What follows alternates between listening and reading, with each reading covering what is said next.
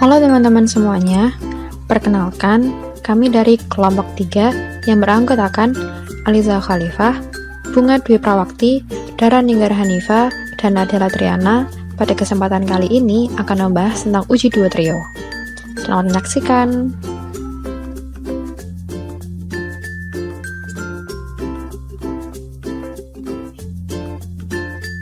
Di sini saya Nadela akan menjelaskan tentang pengertian uji duo trio.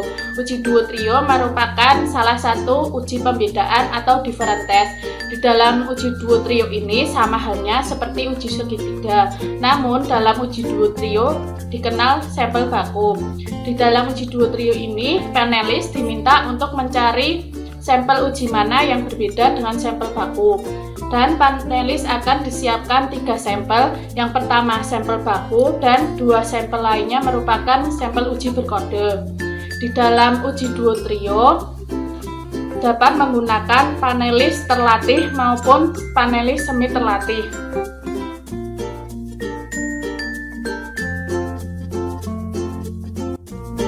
Mekanisme dari pelaksanaan uji duo trio ini yaitu setiap panelis akan dihadapkan dengan 3 sampel yang terdiri dari 1 sampel baku dan 2 sampel uji. Pada setiap sampel akan diberikan kode. Pada sampel uji akan diberikan kode secara acak dan pada sampel baku akan diberikan kode berupa huruf R.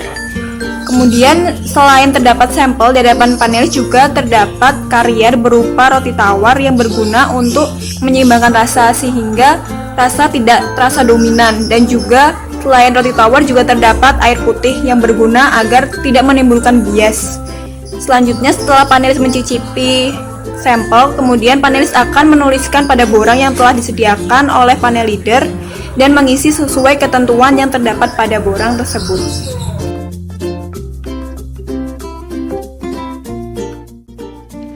Uji duo trio ini memiliki beberapa kelebihan. Di antaranya yang pertama adalah mudah dan praktis untuk dilaksanakan karena menggunakan sampel yang sedikit dan juga dibantu dengan adanya sampel referen. Kemudian yang kedua, waktu dan biaya yang digunakan juga lebih sedikit. Selain kelebihan, uji ini juga memiliki beberapa kekurangan. Yang pertama adalah data statistik hasil uji duo trio ini keakuratannya hanya 50%. Karena kemungkinan panelis dalam menemukan sampel yang sama dengan sampel referen hanya 50%. Kemudian yang kedua, karena keakuratannya yang bisa dibilang kurang, maka uji ini membutuhkan lebih banyak panelis. Semakin banyak panelis, maka keakuratannya akan semakin tinggi. Dan yang ketiga adalah dalam uji ini kita tidak bisa menentukan seberapa besar perbedaan ataupun persamaan antar kedua produk.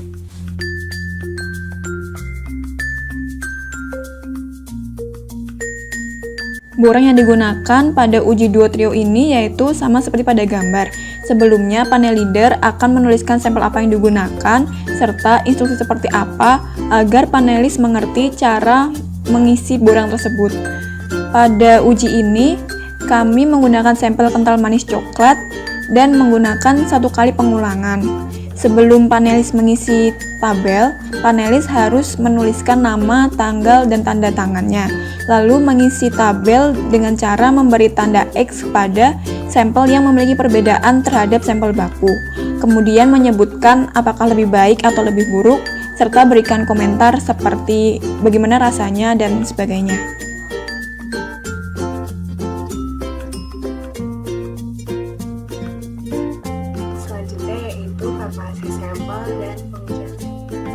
Jadi kita akan melakukan preparasi sampel. Sebelum itu kita harus mencuci tangan. Kemudian karena tidak ada sarung tangan latex, jadi kita menggunakan sarung tangan plastik.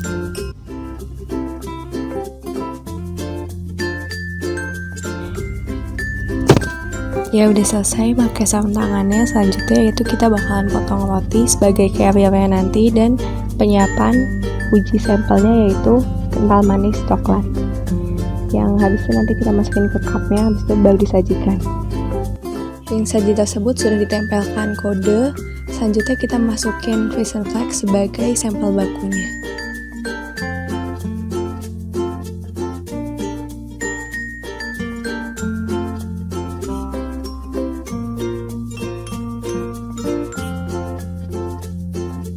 Jadi Frisian Flag sebagai sampel baku, dia juga sebagai sampel uji. Selain itu, kita pakai Indomilk sebagai sampel ujinya juga.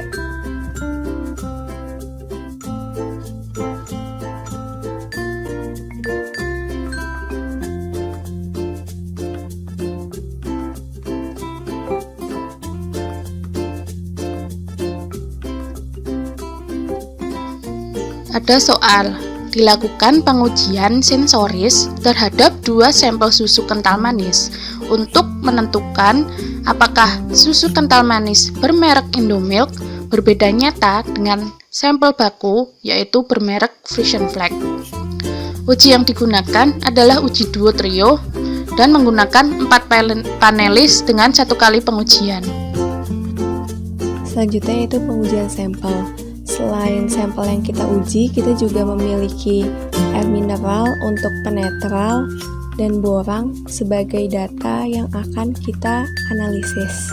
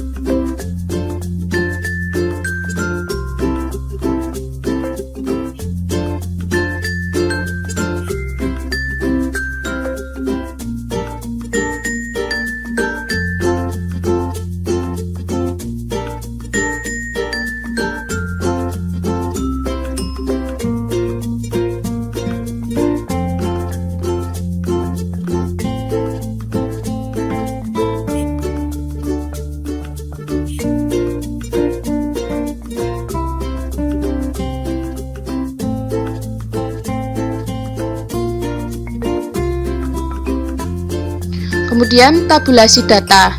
SKM1 merupakan susu kental manis bermerek Indomilk dengan kode 992 yang merupakan sampel uji. Sedangkan SKM2 merupakan susu kental manis bermerek Frisian Flag dengan kode 465 yang merupakan sampel uji, namun juga sama dengan sampel baku atau R. Kemudian pada tabel 1, hasil tabulasi data pengujian.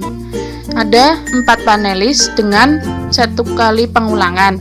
Didapatkan total jawaban benar ada 4 pada SKM1 dan menggunakan taraf signifikansi sebesar 0,05. Kemudian tentukan apakah sampel SKM1 berbeda nyata dengan sampel baku. Kemudian pembahasan. Jumlah panelis ada 4.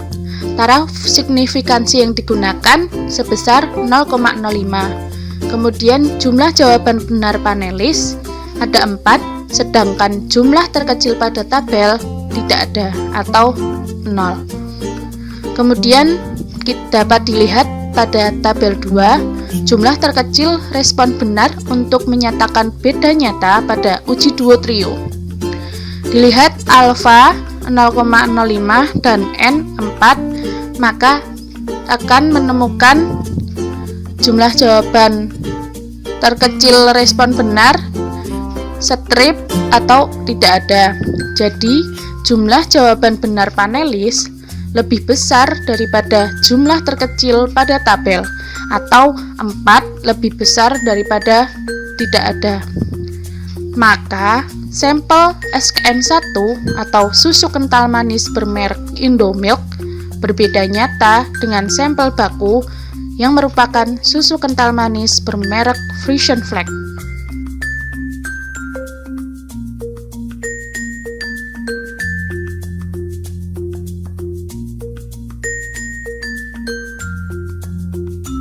Kesimpulan dari percobaan ini yaitu berdasarkan uji yang telah dilakukan dengan 4 panelis dan juga pembahasan yang telah dibahas sebelumnya, maka dihasilkan kesimpulan bahwa sampel uji Indomie berbeda nyata dengan sampel baku yaitu freezer flag.